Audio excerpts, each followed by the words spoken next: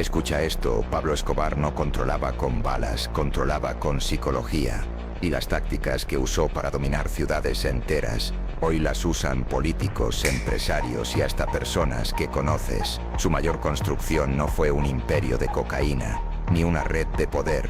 Fue una mente moldeada para dominar a otros. Su vida fue una lección viviente de psicología oscura, aplicada con precisión quirúrgica. Mientras otros hombres soñaban con dinero o respeto, Escobar estudiaba lo invisible, el comportamiento humano. Observaba, memorizaba y aprendía qué botones debía presionar en cada persona para obtener lo que quería. Él comprendió desde muy joven que la fuerza solo somete cuerpos, pero la mente controla voluntades. En la superficie, parecía un hombre común, humilde, familiar, carismático, pero detrás de esa sonrisa se escondía un ingeniero psicológico. Cada palabra, cada gesto, cada acto público o privado tenía un propósito: crear una narrativa de poder. La mayoría cree que su dominio se basaba en la violencia, pero Escobar no se sostenía con balas, se sostenía con ideas. El miedo y la admiración son más fuertes que las armas, y él lo sabía. Su mayor truco fue convencer a todos de que era inevitable,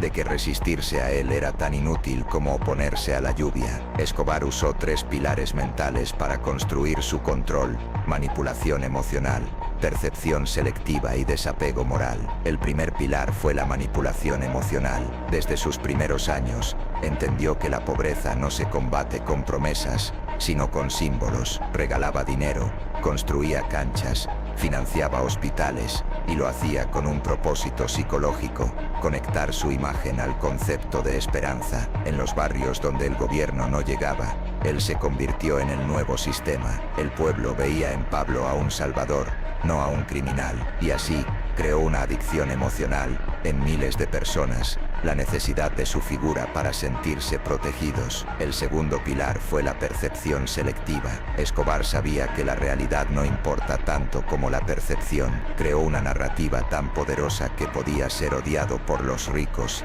y amado por los pobres al mismo tiempo. Era el villano perfecto y el héroe necesario, coexistiendo en una misma imagen. Cuando los medios lo atacaban, se mostraba con niños. Cuando sus enemigos hablaban, él hacía donaciones públicas, convertía la moral en espectáculo y el espectáculo en poder. Esa dualidad fue su máscara más peligrosa: el hombre que mataba con una mano y daba de comer con la otra. El tercer pilar fue el desapego moral. Escobar no sentía culpa, sentía propósito. Creía que el fin justificaba los medios, y eso lo liberó de todo límite interno. Podía ordenar la muerte de 100 hombres, y luego jugar fútbol con sus hijos sin perder la calma. Su mente funcionaba como un mecanismo frío, lógico, sin grietas emocionales. No actuaba por placer, sino por control. La empatía en él no estaba muerta, estaba archivada, y eso lo volvía imparable. Pero su genialidad no estaba solo en lo que hacía,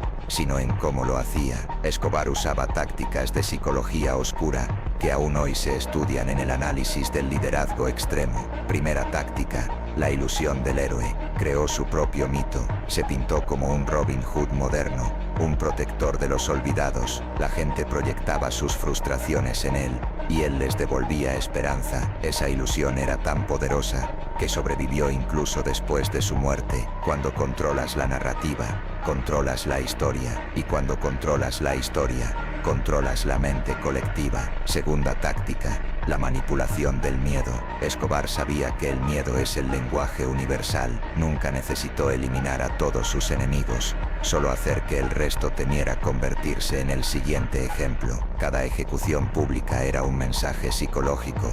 La violencia como comunicación. Su objetivo no era matar, era dominar. Cuando el miedo se vuelve parte de la rutina, deja de parecer violencia y se convierte en autoridad. Tercera táctica: el control del entorno. Pablo entendió algo que pocos líderes comprenden: quien controla la información, controla la mente. Su red de informantes, su sistema de favores, su círculo de lealtades, estaban diseñados como una red neuronal. Nadie hablaba sin pensar en las consecuencias. Nadie traicionaba sin pagar un precio emocional. Cada favor generaba una deuda. Cada deuda generaba sumisión. Era una arquitectura invisible de control mental. En el fondo, Escobar era un estratega de la percepción. Sabía que el poder no se sostiene por imposición, sino por creencia. No necesitas convencer a todos, solo a los suficientes para que el resto te tema. A medida que crecía su imperio, crecía también su paranoia. El control absoluto genera un enemigo invisible, el miedo a perderlo. Esa paranoia lo llevó a aislarse, a desconfiar, a estudiar cada movimiento de los demás como si fueran piezas de ajedrez. Vivía rodeado de soldados, pero psicológicamente estaba solo. El hombre que controlaba millones ya no podía controlar su propia mente. Y ahí está la ironía más oscura. El mismo poder mental que lo levantó fue el que lo destruyó. Escobar se volvió prisionero de su propia psicología. Ya no confiaba en nadie, ni siquiera en su instinto. Su mente, que antes era su mayor arma, se convirtió en su campo de batalla. La historia de Pablo Escobar no es solo la de un criminal, es la disección de un cerebro programado para dominar. Su legado psicológico no se mide en toneladas de cocaína, sino en el entendimiento de cómo opera el poder humano cuando pierde toda moral, porque Escobar descubrió lo que pocos se atreven a mirar. El poder real no se impone con gritos, se impone con presencia. El miedo no se crea con violencia, se crea con expectativa, y el respeto no se gana con amor, sino con inevitabilidad. Su historia es la prueba de que la mente humana puede ser moldeada como un arma,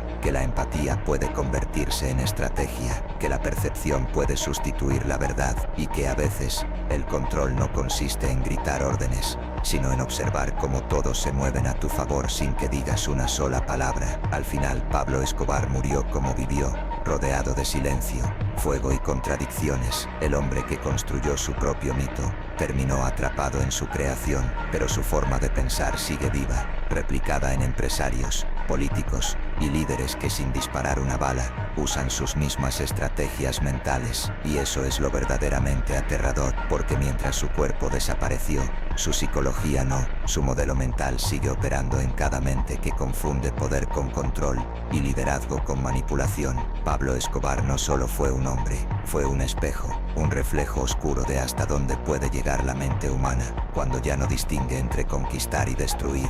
Así se construye una mente de dominador, así nace una leyenda, así se pierde un alma. Y mientras tú escuchas esto, recuerda algo: el poder que más destruye no es el que se ejerce sobre otros, es el que te convence de que tú ya lo dominas.